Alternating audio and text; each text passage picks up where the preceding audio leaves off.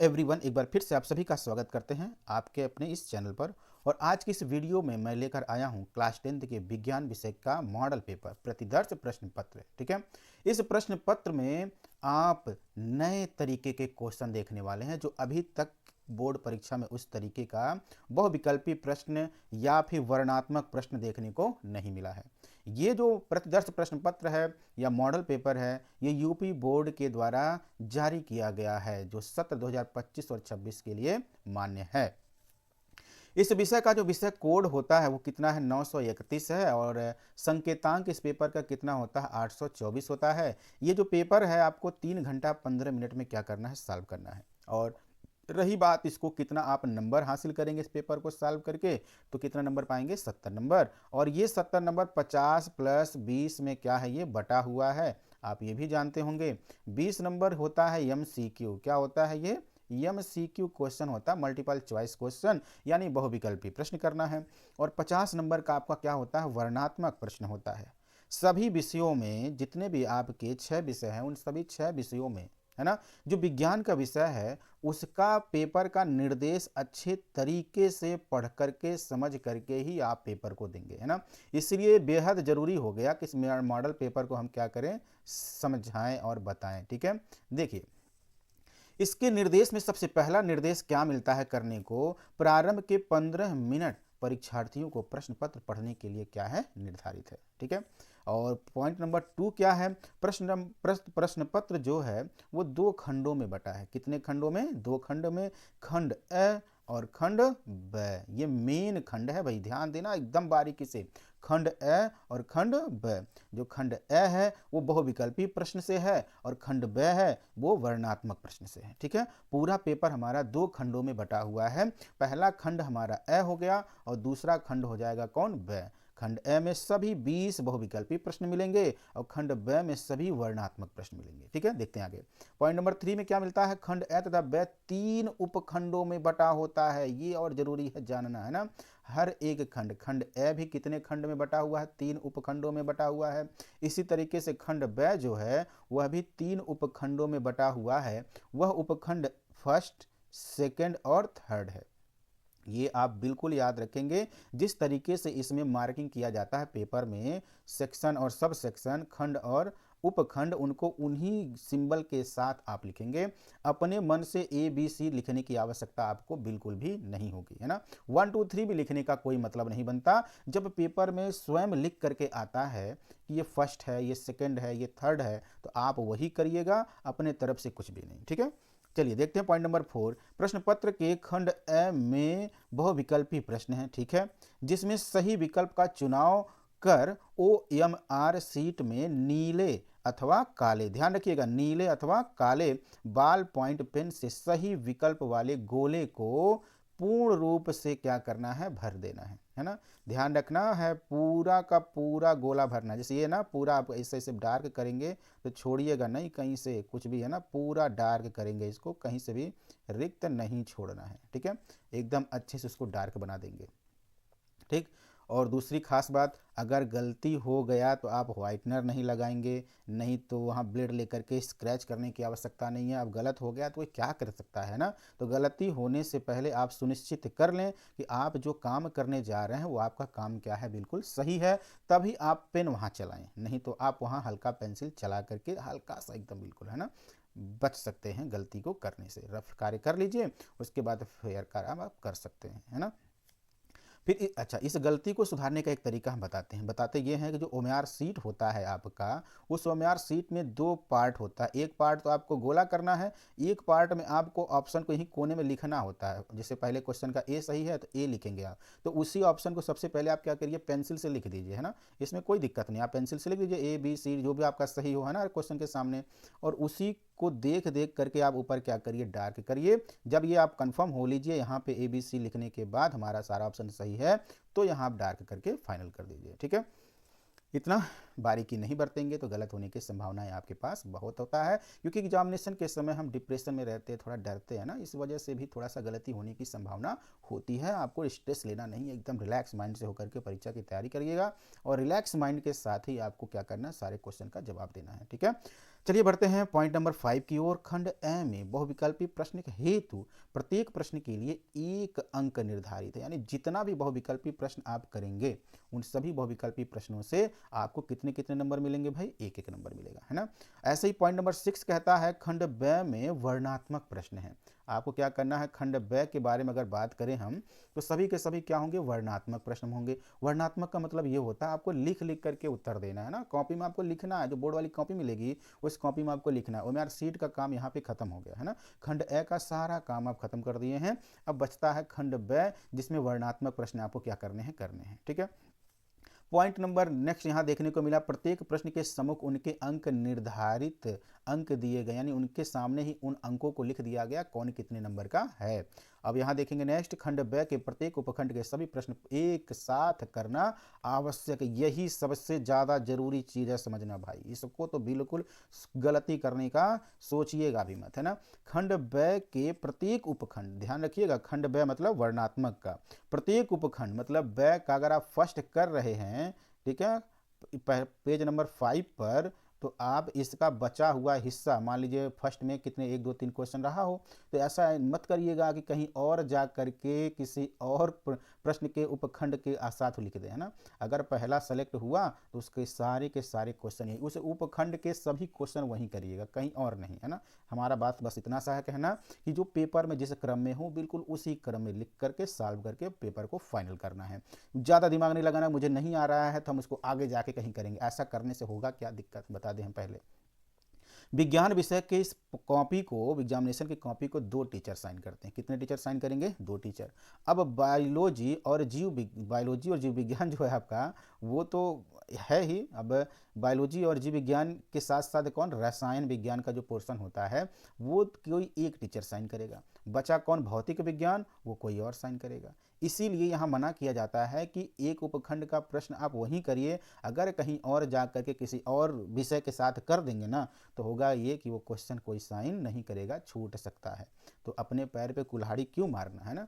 उससे पहले आप सजग रहें। जब इसने खुद लिख भी दिया है कि यहाँ पर कि प्रत्येक उपखंड के जो प्रश्न होंगे एक साथ करना है, कहीं इधर उधर आपको करने की आवश्यकता बिल्कुल भी नहीं है। ठीक है, पॉइंट नंबर 9 है ना, पॉइंट नंबर 9 सभी प्रश्न अनिवार्य है। अब आता है इसमें करने के लिए खंड ए बहुविकल्पी प्रश्न, इसका उपखंड फर्स्ट, हमने कहा कि खंड ए में भी 3 उपखंड मिलेंगे, फर्स्ट सेकंड थर्ड, तो इसके जितने भी क्वेश्चन हैं उन सभी क्वेश्चन को देखेंगे आप तो वो कैसे होंगे, बहुविकल्पी प्रश्न होंगे। कैसे होंगे, बहुविकल्पी प्रश्न, और उनके सामने उनका नंबर भी यहाँ पर दिखेगा। ठीक है, ये आपको करना क्या है, ओएमआर शीट में हमने बताया कि आप सबसे पहले नीचे वाले हिस्से में क्या करिएगा, पेंसिल से पहले क्वेश्चन का, है ना, जैसे कारण लिखित प्रकथनों में से कौन सा सही है, निकट दृश्य दोष वाला व्यक्ति दूर की वस्तुओं को स्पष्ट देख सकता है। अरे भाई, निकट दृष्टि दोष वाला जो व्यक्ति होता है निकट की वस्तु स्पष्ट देखता है, तो ये क्या है, गलत है। दीर्घ दृष्टि दोष वाला जो व्यक्ति पास की वस्तु को स्पष्ट देख सकता है, तो दीर्घ दृष्टि दोष वाला जो होता है वो दूर की वस्तु स्पष्ट देखता है, ये भी क्या है, गलत है। निकट दृष्टि दोष वाला व्यक्ति पास की वस्तु स्पष्ट देख सकता है, हाँ ठीक है। दीर्घ दृष्टि दोष वाला व्यक्ति दूर की वस्तु को स्पष्ट नहीं देख सकता है, भाई ये तो दूर का देखता है, तो ऑप्शन नंबर सी इसमें क्या है, सही है। तो जब पहले का सी सही है तो यहाँ क्वेश्चन नंबर आपके सामने बॉक्स बना होगा, क्वेश्चन नंबर 1 के सामने आपको लिखने के लिए 4 ऑप्शन नहीं होता इसमें, तो ऐसे लिखा रहेगा, उसमें आप क्या करिएगा, सी लिखेंगे, है ना, सी लिखेंगे। फिर ऐसे ही दूसरे क्वेश्चन का मान लीजिए डी सही है तो डी लिखेंगे, ये लिखिएगा तो पेंसिल से लिख दीजिएगा, है ना। पेंसिल से लिखने से ये फायदा होगा कि आप गलत अगर कुछ करेंगे तो फिर सुधारने का एक मौका होगा आपके पास। ठीक है, जब ये कंफर्म कर लीजिएगा, इसमें भर भर करके 20 नंबर के 20 क्वेश्चन जो हैं आपके वो टोटल यहाँ जब लिख लीजिएगा पेंसिल से, एक बार मिला लीजिएगा, मिलाने के बाद ओमयार का जो ऊपरी हिस्सा है ना, ओमयार सीट का जो ऊपरी हिस्सा है उसके इस वाले भाग में आपको मिलेगा गोला बनाने के लिए, ऐसे गोला बनाने के लिए मिलेगा। तो उस गोले को दर्शाने के लिए आप ब्लैक पेन अथवा ब्लू पेन यहीं से देख देख करके क्या करिएगा, गोला बना डालिएगा, बस काम खत्म।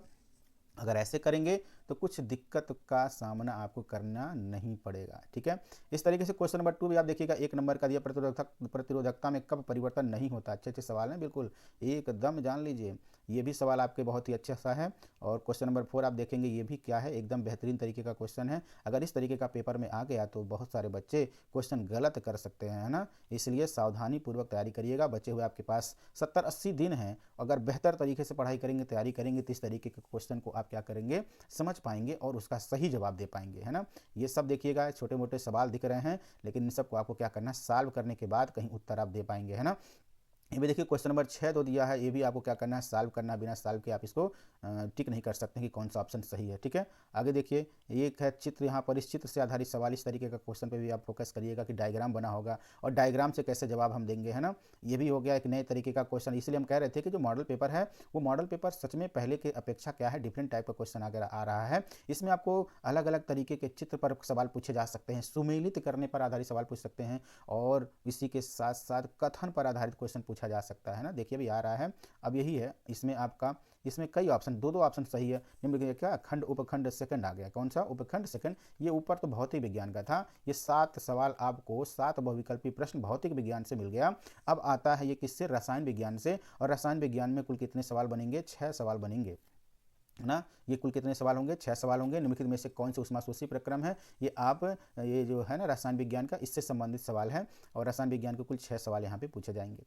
देखिए इसमें ए फर्स्ट और सेकंड दोनों, फर्स्ट और सेकंड, थर्ड लिखा हुआ है, केवल सेकंड लिखा है, केवल थर्ड लिखा है, सेकंड और फोर्थ लिखा हुआ है ना। इस तरीके के सवालों पर आपको क्या करिएगा, कमांड करना पड़ेगा। अगर आ गया इस तरीके का प्रॉब्लम तो आप फंस जाएंगे। इसलिए प्रैक्टिस रखना जरूरी है, क्योंकि इस तरीके के क्वेश्चन कॉम्पिटिटिव एग्जामिनेशन में पूछे जाते थे, जो आज के इस बोर्ड एग्जामिनेशन के क्लास 10th के पेपर में आने वाला है। ठीक है, इसलिए सावधान रहिएगा। पेपर में अगर इस तरीके का क्वेश्चन आ गया, अगर तैयारी पहले से करके रखेंगे तो उस मुसीबत से बच सकते हैं, वरना देख जानते हैं आप लोग होशियार हैं।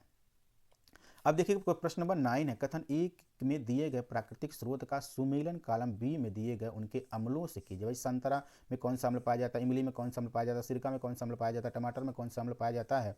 ये आपके सभी के सभी पेपर से है, आई मीन तुम्हारे सिलेबस से है भाई, ये सब के सब। लेकिन अब प्रश्न को पूछने का तरीका ये लोग क्या कर दिए हैं, चेंज कर दिए हैं, व्यवहारिक ज्ञान को ज़्यादा शामिल किए हैं ना। बेसिक जानकारी, व्यवहारिक जानकारी, इन सब चीज़ों को शामिल करते हुए पेपर को बनाया जा रहा है। अब देखिए इसमें जिन बच्चों को नहीं पता होगा, सुमेलित करने का प्रैक्टिस नहीं किए होंगे कभी, वो बेचारे कैसे जवाब दे पाएंगे। जैसे पहले का कौन सा सही होगा, इसमें सेट्रिक एसिड है, इमली देखिए टार्ट्रिक एसिड है, सिरका देखिए इसमें एसिटिक एसिड है, यानी 3 का देखिएगा, 3 का सेकंड। तो तीसरे का सेकंड कहाँ है, तीसरे का सेकंड, तीसरे का सेकंड, ये है तीसरे का सेकंड।